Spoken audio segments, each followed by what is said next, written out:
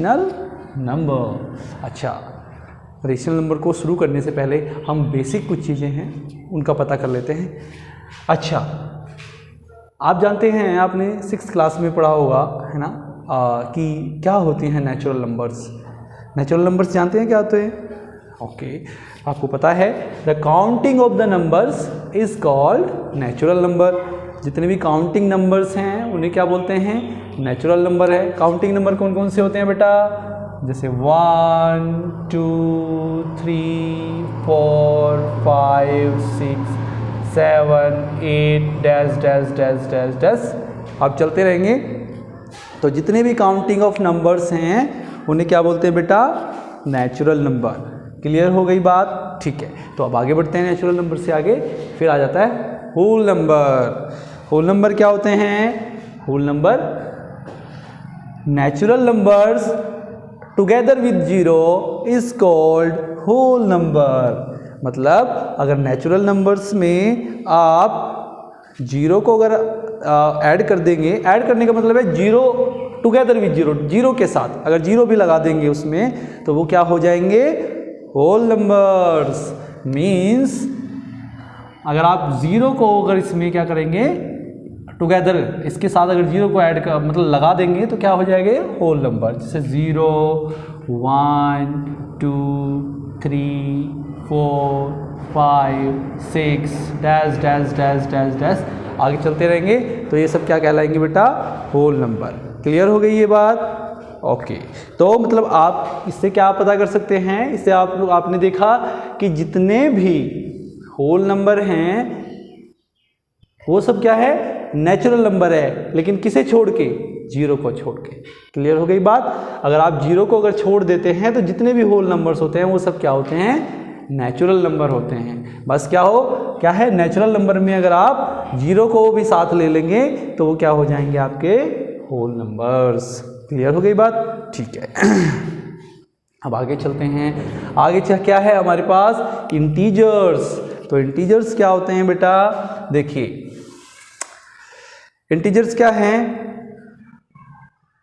Natural number, zero and negative countings is called integers. मतलब आप सारे नेचुरल नंबर ले लीजिए, जीरो भी ले लीजिए, और नेगेटिव काउंटिंग का मतलब है -1 -2 -3 -4 -5, जितने भी नेगेटिव नंबर्स हैं उनको भी ले लीजिए। तो ये सब मिलके क्या बन जाते हैं? आपके इंटीजर्स। जैसे आप यहाँ से -5 -4 -3 -2 -1 0 1 2 3 4 5 डैश डैश डैश, है ना। तो जितने भी आपके नेगेटिव काउंटिंग हैं together with zero and together with natural numbers, तो ये सब मिलके क्या बनाते हैं बेटा?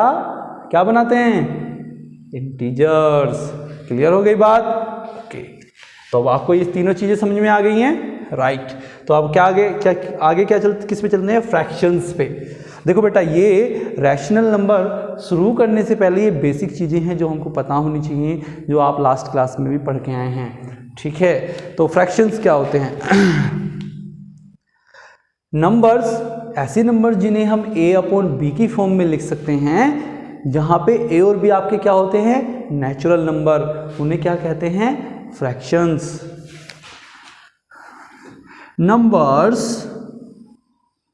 numbers in the form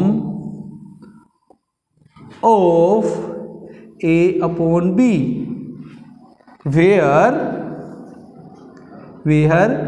a and b is natural number,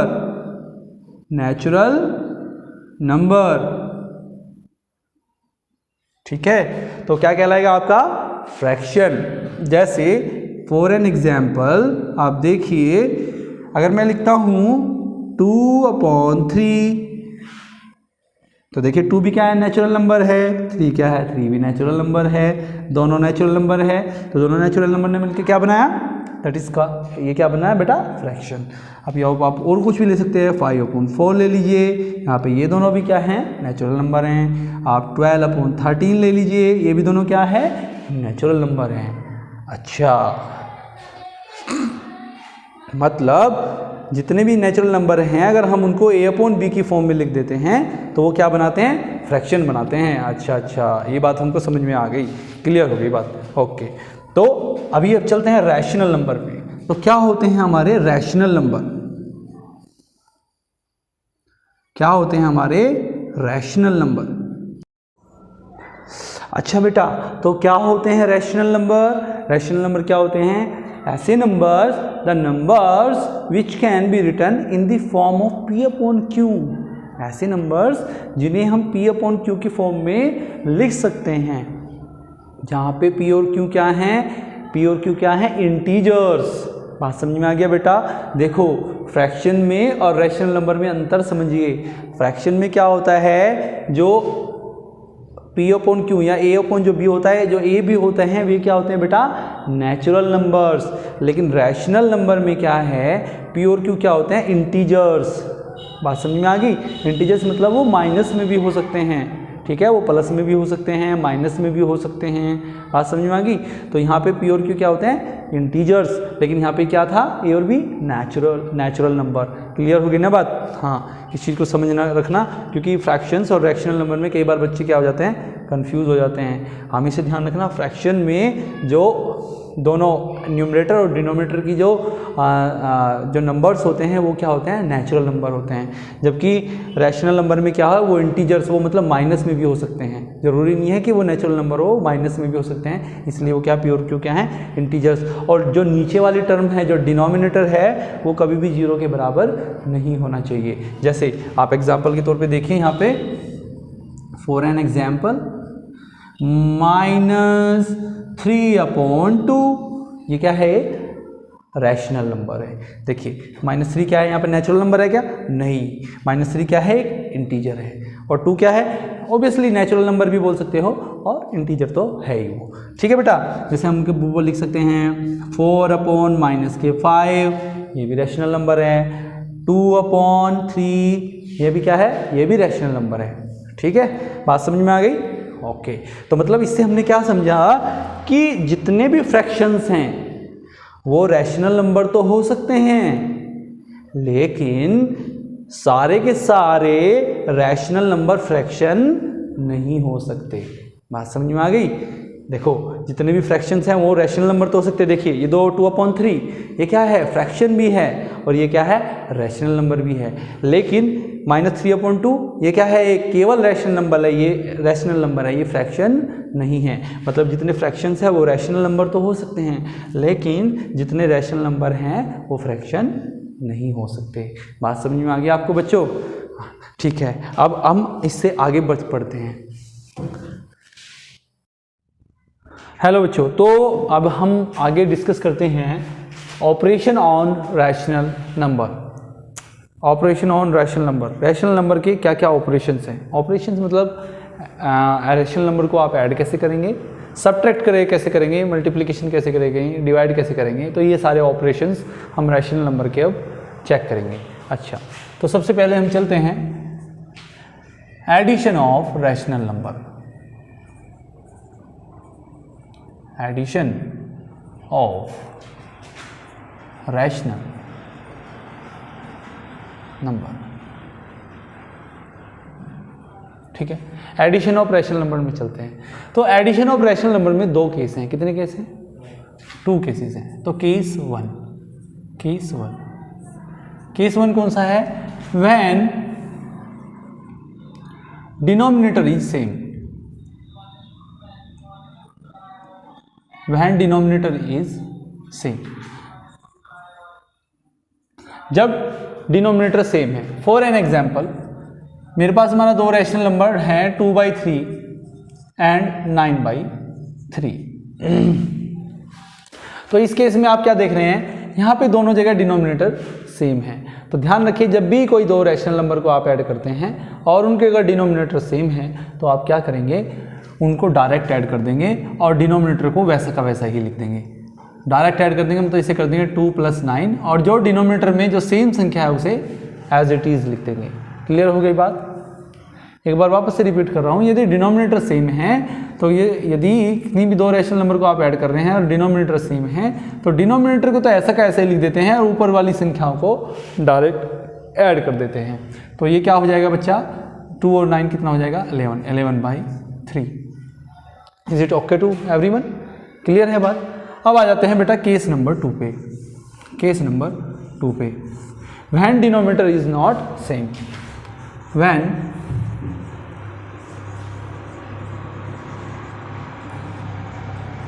denominator is not same, जब डिनोमिनेटर सेम नहीं है तो उस केस में क्या करेंगे। फॉर एन एग्जाम्पल, मैं एग्जाम्पल ले लेता हूँ, 2/6 प्लस 4/4 किस भी ले लीजिए, 8 ले लीजिए, 2/6 प्लस 4/8, ज़्यादा छोटा लिख दिया मैंने। वन एग्जाम्पल ले लेते हैं बेटा, 2/6 प्लस 4/8, ये मैंने एग्जाम्पल ले लिया।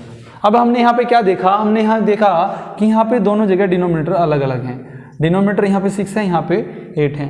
तो इस तरीके के क्वेश्चन को कैसे सॉल्व करेंगे, तो इसके लिए आप कुछ स्टेप्स को ध्यान में रखिए। स्टेप 1 क्या है बेटा कि आप ना जो डिनोमिनेटर में हैं, जो संख्याएं हैं, उनका क्या ले लीजिए, एलसीएम। क्या ले लीजिए, एलसीएम। सबसे पहला स्टेप है कि जो डिनोमिनेटर में जो संख्याएं हैं उनका क्या ले लीजिए, आप एलसीएम ले लीजिए। स्टेप 2 में क्या करेंगे आप, एलसीएम लेने के बाद जो आपका एलसीएम आए हैं डिनोमिनेटर में, दोनों संख्याओं को क्या करेंगे, सेम करेंगे as an LCM. Same the denominator, same करिएगा, सेम द डिनोमिनेटर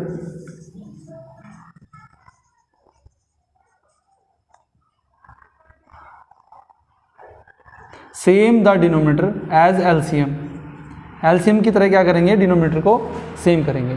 चलिए, और फिर उसके बाद तो आपका नेक्स्ट आगे का क्वेश्चन वैसे ही हो जाएगा जैसे आपने केस नंबर 1 में किया है। चलिए देखिए कैसे होता है ये क्वेश्चन। सबसे पहला 6 और 8 है हमारे पास, तो हमने सबसे पहले क्या किया, स्टेप 1 में हम डिनोमिनेटर का क्या लेंगे, एलसीएम लेंगे। तो आप 6 और 8 का एलसीएम लीजिए। 2 3 जा 6, 2 4 जा 8, 2 2 जा 4, 2 1 जा 2, 3 1 जा 3। तो आपका एलसीएम क्या आ गया बेटा, एलसीएम आ गया 2 × 2 × 2 × 3। कैलकुलेट करिए, 2 2 जा 4, 2 जा 8, 8 3 जा 24। तो आपका एलसीएम कितना आ गया बेटा, 24। एलसीएम कितना आ गया, 24। तो हमारा एलसीएम आ गया है 24। अभी हमें क्या करना है कि हमें दोनों जगह डिनोमिनेटर में हमें 24 करना है। कितना करना है, 24 करना है। तो 24 करने के लिए मैं क्या करूं, इसमें किस चीज़ की मल्टीप्लाई करूं कि 24 हो जाए, इसमें किस चीज़ की मल्टीप्लाई करूं कि 24 हो जाए। तो अगर मैं 4 की मल्टीप्लाई कर दूं तो ये 24 हो जाएगा, 6 4 जा 24। अगर मैंने नीचे 4 की मल्टीप्लाई की है तो ऊपर भी मुझे किस चीज़ की मल्टीप्लाई करनी पड़ेगी बच्चा, 4 की मल्टीप्लाई करनी पड़ेगी। समझ में आ गई बात। सिमिलरली अब मुझे यहाँ पे भी सेम करना है, क्योंकि डिनोमिनेटर मुझे दोनों के कैसे करने हैं, same the denominator as LCM. जो एलसीएम आया है एलसीएम के अकॉर्डिंग डिनोमिनेटर को सेम करना है। तो मुझे भी ये भी 24 बनाना है, तो यहाँ किस चीज़ की मल्टीप्लाई करनी पड़ेगी, यहाँ 3 की। तो ऊपर भी मैं किस चीज़ का करूँगा, 3 की मल्टीप्लाई। तो मैं क्या करूँगा, ऊपर और न्यूमरेटर और डिनोमिनेटर में किसी सेम उस नंबर से मल्टीप्लाई करूँगा, जिससे मल्टीप्लिकेशन करने के बाद जो हमारा एलसीएम आया है वो हमारा नंबर आ जाए। क्लियर हो गई ये बात, ठीक है। अब देखिए, अब करिए इसको कैलकुलेट करिए। 4 2 जा 8, 4 6 जा 24, प्लस 4 3 जा 12, 8 3 जा 24। अब सेम टू सेम ये केस वही बन गया जो हमारा केस नंबर 1 में बना था, कि अब हमारे दोनों डिनोमिनेटर क्या हो गए हैं, सेम हो गए हैं। अब डिनोमिनेटर जब हमारे सेम हो गए तो क्या करेंगे, डिनोमिनेटर को तो वैसा का वैसे लिख देंगे, डिनोमिनेटर को तो वैसा का वैसे लिख देंगे, और ऊपर जो न्यूमरेटर में है उनको डायरेक्ट क्या कर देंगे, ऐड कर देंगे। अब आप जब इन दोनों को ऐड कर देंगे तो कितना, 24 और 8 कितना हो जाएगा, 32। तो 32/24, this will be your answer. बात समझ में आ गई बच्चा। I hope you all goat this point, ठीक है। अब हम चलते हैं इससे आगे, अब इससे आगे चलते हैं थोड़ा। चलिए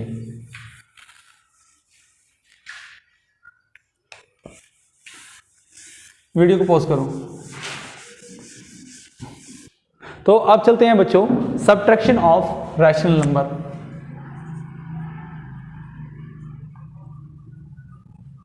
subtraction of rational number, rational number का सब्ट्रैक्शन हम कैसे करेंगे? रैशनल नंबर का सब्ट्रैक्शन हम ऐसे ही करेंगे जैसे हमने एडिशन का किया था, बस इसमें केवल इतना अंतर हो जाएगा कि जहाँ पे वहाँ लास्ट टाइम प्लस का साइन था, यहाँ पे इस बार माइनस का साइन हो जाएगा। इसमें अगेन वही आपके दो केस बनेंगे। केस वन बनेगा when denominator is same, when the denominator is same, जब आपका डिनोमिनेटर सेम है, सेम केस बनेगा इसमें, ठीक है। फॉर एन एग्जाम्पल के तौर पे आप समझिए, यदि मैं लिखता हूँ बेटा 9/4 माइनस 3/4, तो हमने क्या देख रहे हैं यहाँ पे कि डिनोमिनेटर में यहाँ पे भी 4 है, यहाँ पे भी 4 है। लास्ट टाइम यहाँ पे प्लस था, आपकी बार यहाँ पे माइनस है, केवल इतना ही अंतर है। तो क्या करेंगे, जब डिनोमिनेटर सेम होते हैं तो क्या करते हैं, हम डायरेक्ट ऐड या सब्ट्रैक्ट कर देते हैं। तो बेटा इसमें यहाँ क्या करेंगे, जो 4 है वो तो 4 ऐसा का ऐसा ही आ जाएगा नीचे, है ना। जो डिनोमिनेटर सेम होता है वो सेम टू सेम ऐसे ही आ जाता है, और ऊपर की संख्या डायरेक्ट ऐड या सब्ट्रैक्ट हो जाती है, क्योंकि यहाँ पे सब्ट्रैक्शन है तो यहाँ सब्ट्रैक्ट होगा। तो ये क्या हो जाएगा, 9 में 3 गए 6/4, that will be your answer. ठीक है, ये आपको समझ में आ गया होगा। इसके बाद केस 2 पे चलते हैं बच्चों। केस 2 में क्या है आपका, when denominator is not same, when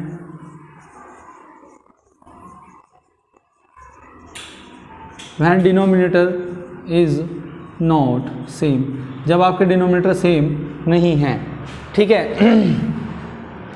जब आपका बच्चों डिनोमिनेटर सेम नहीं है तब आप कैसे क्वेश्चन को सॉल्व करेंगे, इस एग्जांपल से समझिए आप। अगर मैं लिखता हूँ 8/5 माइनस 9/6, ठीक है। अगर मैंने लिखा 8/5 माइनस 9/6, आप इसे कैसे सॉल्व करेंगे? तो अगेन हमने देखा कि डिनोमिनेटर हमारे अलग अलग हैं, डिफरेंट हैं। तो उस केस में हम सबसे पहले क्या करते हैं, पहले वाले की तरह पहले सबसे पहले हम जो डिनोमिनेटर का स्टेप 1 में क्या करेंगे बेटा, एलसीएम लेंगे। स्टेप 1 में क्या करेंगे हम, एलसीएम, ठीक है। सबसे पहले हम डिनोमिनेटर का एलसीएम लेंगे। तो क्या करिए आप 5 और 6 का एलसीएम लीजिए। तो क्या 2 से करेंगे आप 2 3 जा 6, फिर 3 से करेंगे आप 3 1 जा 3, फिर 5 से करेंगे आप 5 1 जा 5। तो एलसीएम कितना आ गया बेटा आपका 2 × 3 × 5, 2 3 जा 6, 6 5 जा 30। तो एलसीएम आ गया आपका 30। अब जब एलसीएम आपका 30 आ गया है तो स्टेप 2 में आप अगेन आप क्या करेंगे, हम डिनोमिनेटर को सेम करेंगे, जैसा हमारा एलसीएम आया है वैसे ही हम डिनोमिनेटर बनाएंगे अपने क्वेश्चन का। अब हमें डिनोमिनेटर बनाना है 30, तो 30 बनाने के लिए मैं इसमें किस चीज़ की मल्टीप्लाई करूं, नीचे की तरफ की 30 हो जाए। तो मैंने देखा 6 की मल्टीप्लाई अगर मैं करूँगा 30 हो जाएगा। अब मैंने नीचे 6 की मल्टीप्लाई करेगी है तो मुझे ऊपर भी न्यूमरेटर में भी 6 की मल्टीप्लाई करनी पड़ेगी। ऐसे मैं यहाँ देख रहा हूँ कि मैं यहाँ 6 में किस चीज़ की मल्टीप्लाई करूँ कि 30 हो जाए। तो मैंने देखा कि मैं अगर 5 की मल्टीप्लाई कर देता हूँ तो ये 30 बन जाता है। अब मैंने नीचे अगर 5 की मल्टीप्लाई करी है तो ऊपर भी मुझे किस चीज़ की मल्टीप्लाई करनी पड़ेगी, 5 की। क्लियर होगी बात? तो अगर आप इसे अगेन आगे सोल्व करेंगे तो क्या हो जाएगा, 6 8 जा 48, 6 5 जा 30, माइनस 9 5 जा 45, 6 5 जा 30। अगेन अब हमने देखा अब से एकदम हमारा एकदम केस 1 की तरह ये कंडीशन बन गई है जिसमें डिनोमिनेटर सेम है। अब डिनोमिनेटर सेम है तो क्या करेंगे बेटा, नीचे वाली संख्या को ऐसा का ऐसा ही लिख देंगे और ऊपर वाली संख्या को डायरेक्ट सब्ट्रैक्ट कर देंगे। तो ये क्या हो जाएगा 48 माइनस 45। अगेन 48 में से 45 गए, ये बचेंगे 3/30, this will be your answer. I hope कि आप लोगों को समझ में आ गया होगा। अभी हम एक और एग्जाम्पल ले लेते हैं, ठीक है। अभी एक और एग्जाम्पल समझ लेते हैं जिसमें प्लस और माइनस अगर दोनों साइन एक साथ आ जाएं। तो देखिए अगर मैं लिखता हूँ 3/5 प्लस ब्रैकेट में माइनस के 8/7, तो आप इस क्वेश्चन को कैसे सोल्व करेंगे? अब आप देखेंगे, आप कहेंगे भैया इसमें तो ऐसा हो गया, पिछली वाले में तो एक या तो प्लस प्लस आ रहा था या माइनस माइनस आ रहा था, इसमें तो एक बार माइनस भी आ गया है एक साथ और प्लस भी आ गया है एक साथ। तो अब इस क्वेश्चन को हम कैसे डील करेंगे, इस क्वेश्चन को हम कैसे सॉल्व करेंगे? आप बच्चों ध्यान रखिए हमेशा, मतलब ये मेरा खुद का फंडा है बनाया हुआ, मेरा जो है ना मैं खुद इसी फंडे से क्वेश्चन सॉल्व करता हूँ और सारे क्वेश्चन सॉल्व हो जाते हैं। ये मैंने किसी बुक्स में नहीं पढ़ा है, आप बहुत ईजी फंडा है, आप देखिए समझिए। आप हमेशा ध्यान रखिए जब भी दो साइन एक साथ आ जाएं तो हमेशा उनकी डायरेक्ट हमेशा क्या हो जाती है, क्या हो जाती है, मल्टीप्लाई। क्या हो जाती है, मल्टीप्लाई। जब भी दो साइन एक साथ आ जाएं तो आप उनकी डायरेक्ट मल्टीप्लिकेशन कर दीजिए। अब इन दोनों की मल्टीप्लाई के लिए आपको कुछ ये तीन चीज़ें ध्यान रखनी पड़ेगी। ध्यान रखिए, अगर माइनस की और प्लस की मल्टीप्लाई हो रही है हमेशा आएगा माइनस, माइनस इंटू प्लस हमेशा आएगा माइनस। यदि आप माइनस इंटू माइनस की मल्टीप्लाई कर रहे हैं तो हो जाएगा प्लस। यदि आप प्लस इंटू माइनस की मल्टीप्लाई कर रहे हैं तो माइनस। अगर दो प्लस के साइन की अगर मल्टीप्लाई कर रहे हैं तो हो जाएगा हमेशा प्लस। अब इसे याद करने का तरीका बताऊं आप लोगों को? आप कहोगे यार भैया अब इसे हम कैसे याद करें? मैं बहुत आसान सा तरीका आप लोगों को बता रहा हूँ इसे याद करने का, है ना। इसे नोट बना के अपने नोट्स में लिख लीजिएगा आप लोग। देखिए जब भी सेम साइन की मल्टीप्लाई होगी तो हमेशा प्लस आएगा। देखिए यहाँ पे सेम साइन है, प्लस है और प्लस है, प्लस प्लस की मल्टीप्लाई हुई तो प्लस आया। और यहाँ पे भी सेम साइन है, माइनस और माइनस की मल्टीप्लाई हुई तो क्या आया, प्लस।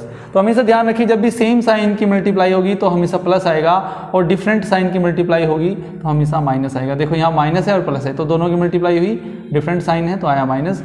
यहाँ पे भी डिफरेंट साइन है, दोनों की मल्टीप्लाई हुई तो क्या आया, माइनस। तो हमेशा सेम साइन की मल्टीप्लाई करने के बाद आएगा प्लस, डिफरेंट साइन की मल्टीप्लाई करने के बाद आएगा माइनस। तो आप लोग इससे इसे याद रख लेंगे, ठीक है। तो मैंने अभी आपको बताया कि जब भी दो साइन एक साथ आ जाएं तो उन दोनों की आपस में मल्टीप्लाई कर लो और उन दोनों को फिर उस एक साइन से रिप्लेस कर दो। अब देखिए यहाँ जैसे प्लस है और यहाँ पे माइनस है, इन दोनों की मल्टीप्लाई करोगे तो क्या आएगा, प्लस इंटू माइनस बराबर माइनस। तो इन दोनों साइन को क्या करिए, एक साइन से रिप्लेस कर दीजिए, वो किससे, माइनस से। तो प्लस इंटू माइनस क्या हो गया, माइनस, और ये इन दोनों की जगह एक साइन आ गया वो माइनस का, और ये आ गया 8/7। अगेन अब आपका क्वेश्चन नंबर सब्ट्रैक्शन में क्वेश्चन नंबर जैसे हमने केस सेकंड पढ़ा था उसकी तरह भी ये क्वेश्चन हो जाएगा। कैसे, 5 और 7 का क्या ले लेंगे हम, एलसीएम। तो एलसीएम ऑफ 5 और 7 कितना आ जाएगा बेटा, 35 आ जाएगा। 5 का और 7 का एलसीएम कितना आ जाएगा, 35 आ जाएगा। अब मुझे क्या करना है, नीचे की तरफ 35 बनाना है। तो मैं यहाँ किस चीज़ की मल्टीप्लाई करूँ कि 35 हो जाए, 7 की। 7 की अगर मैं मल्टीप्लाई करूँगा तो 35 हो जाएगा। अब मैं यहाँ किस चीज़ की मल्टीप्लाई करूँ 35 हो जाए, तो नीचे और ऊपर में किसकी मल्टीप्लाई कर दूंगा, 5 की मल्टीप्लाई कर दूंगा, तो ये क्या हो जाएगा, 35 हो जाएगा, ठीक है। अब देखिए कर लीजिए, 7 3 जा 21, 7 5 जा 35, माइनस 8 5 जा 40, 7 5 जा 35। अगेन अब केस 1 की तरह बन गया है। अब सेम आ गया डिनोमिनेटर, तो ये तो नीचे तो सेम टू सेम आ जाएगा और ऊपर वाली संख्याएं डायरेक्ट सब्ट्रैक्ट हो जाएंगी। अब क्या 21 में से 40 घटाएंगे तो आप क्या आ जाएगा, है ना, 21 में से 40 घटाएंगे तो आप कितना आ जाएगा, 9 और 19 19, वो भी लेकिन किसका, माइनस का, माइनस के 19/35। अभी कुछ बच्चों को अगर समझ में नहीं आएगा ये -19 कैसे आया है, तो चैप्टर इंटीजर पढ़िए जाके, है ना, 7th क्लास में जाइए, इंटीजर पढ़िए, आपको ये चीज़ें समझ में आ जाएंगी। अपने टीचर से पढ़िए, या फिर मैं इंटीजर का एक चैप्टर लेक्चर बना के डाल दूंगा, आप लोग वहाँ से पढ़ लेना, ठीक है। तो 21 में से 40 घटाएंगे तो -19/35, ये आपका आ गया आंसर, ठीक है बच्चों। तो अभी हम प्रॉपर्टीज़ को देखेंगे कि रैशनल नंबर की प्रॉपर्टीज़ क्या क्या हैं, और ठीक है। तो प्रॉपर्टीज़ ऑफ रैशनल नंबर की प्रॉपर्टी क्या है। तो बेटा यहाँ पे प्रॉपर्टी हम एडिशन की भी देखेंगे और साथ में सब्ट्रैक्शन की भी देखेंगे, फिर एक साथ हम मल्टीप्लिकेशन और डिवीज़न की प्रॉपर्टी देख लेंगे। चलिए शुरू करते हैं। देखिए, तो प्रॉपर्टी ऑफ रैशनल नंबर में सबसे पहली प्रॉपर्टी आती है क्लोजर प्रॉपर्टी। तो क्लोजर प्रॉपर्टी बच्चों क्या कहता है, क्लोजर प्रॉपर्टी कहती है कि यदि आप किन्हीं भी दो रैशनल नंबर में यदि आपके पास कोई भी दो रैशनल नंबर है, अगर आप उन्हें ऐड कर देते हैं तो हमेशा आपको क्या मिलेगा, एक रैशनल नंबर। मतलब sum of two rational number is also a rational number. यदि आप दो रैशनल नंबर को आप ऐड कर देंगे तो हमेशा आपको क्या मिलेगा, रैशनल नंबर। जैसे आप एग्जांपल के तौर पे देखिए, अगर आपको ये कॉपी करना होगा तो इस वीडियो को पॉज करके आप इसे कॉपी कर लीजिएगा, ठीक है, अपने नोट्स में, ठीक है।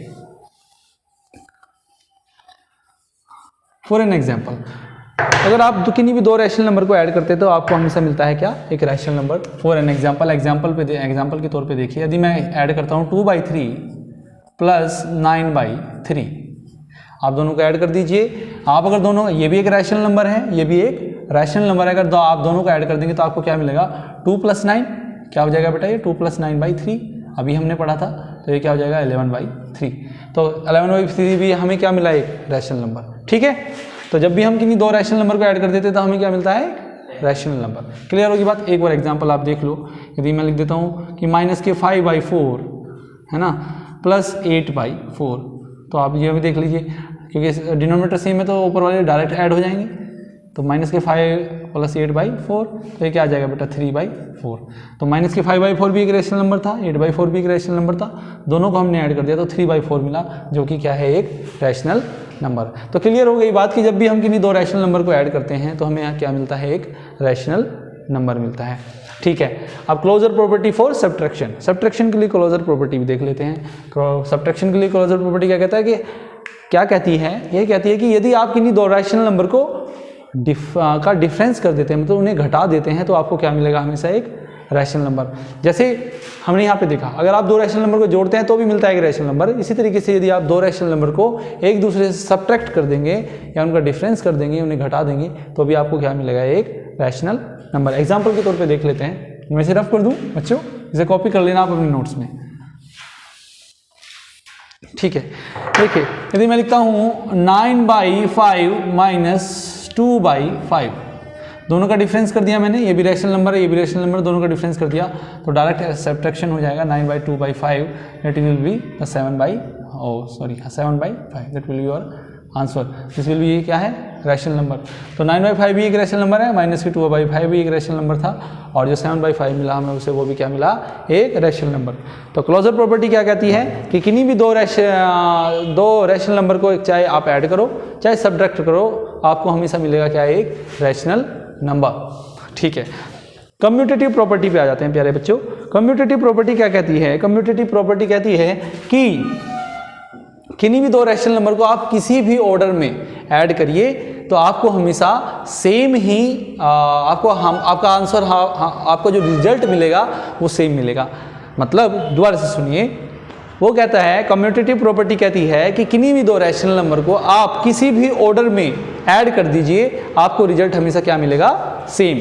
जैसे फॉर एन एग्जाम्पल, ध्यान से सुनिए, एग्जाम्पल के तौर पे देखिए, किसी भी ऑर्डर में माना 2/3 और प्लस 8/3 आपके पास ये दो रैशनल नंबर हैं। 2/3 और 8/3 आपके पास दो रैशनल नंबर हैं, चाहे आप 2/3 प्लस 8/3 कर दीजिए या 8/3 प्लस 2/3 कर दीजिए, किसी भी ऑर्डर में ऐड कर दो, आपको आंसर क्या मिलेगा, हमेशा सेम। तो आप देख लो, क्योंकि डिनोमिनेटर सेम है तो ऊपर वाले डायरेक्ट ऐड हो जाएंगे, तो ये क्या हो जाएगा 10/3। ऐसे भी देख लो, 8 और 2 कितना हो गया, 10/3। बात समझ में आ गई। मतलब आप किसी भी ऑर्डर में कोई भी दो रैशनल नंबर है अगर आपके पास, आप उसे किसी भी ऑर्डर में ऐड कर दीजिए, आपको हमेशा आंसर क्या मिलेगा, सेम मिलेगा। समझ में आ गई। चाहे 2/3 में 8/3 जोड़ दो, चाहे 8/3 में 2/3 जोड़ दो, you will get the same answer. It's it okay to everyone? ये सब के लिए सबको समझ में आ गया होगा, आई होप। ठीक है, इसके बाद सब्ट्रैक्शन। तो subtraction of the rational number is not commutative. जो दो रैशनल नंबर का जो सब्ट्रैक्शन होता है वो कम्यूटेटिव नहीं होता। तो आप यहाँ पे क्या लिखेंगे, मैं एक बार लिख देता हूँ, फिर उसके रफ करके आपको एग्जाम्पल भी समझाऊंगा। Subtraction of rational number is not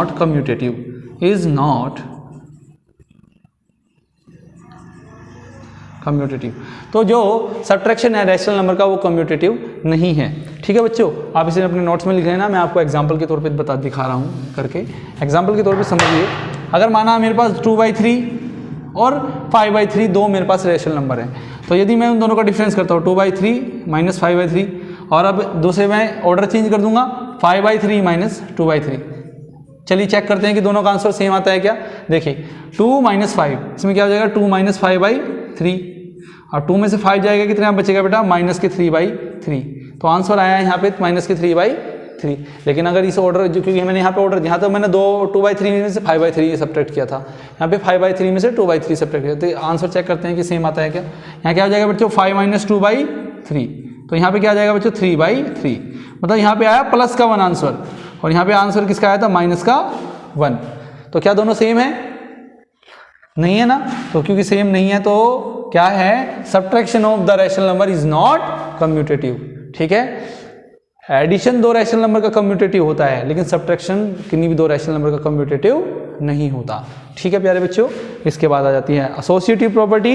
associative property में क्या कहता है कि आपके पास अगर कोई 3 रैशनल नंबर हैं और आप में से आप किन्हीं भी दो रैशनल नंबर का ग्रुपिंग कर लो, किन्हीं भी का, फर्स्ट वाले 2 का कर दो या लास्ट वाले 2 का कर दो, और किसी भी ऑर्डर में उन्हें ऐड कर लो, तो आपका आंसर हमेशा सेम आएगा। जैसे ध्यान से समझिए एग्जांपल, एसोसिएटिव प्रॉपर्टी में क्या है, माना कोई 3 रैशनल नंबर हैं आपके पास, 2/3, 5/3 और 7/3,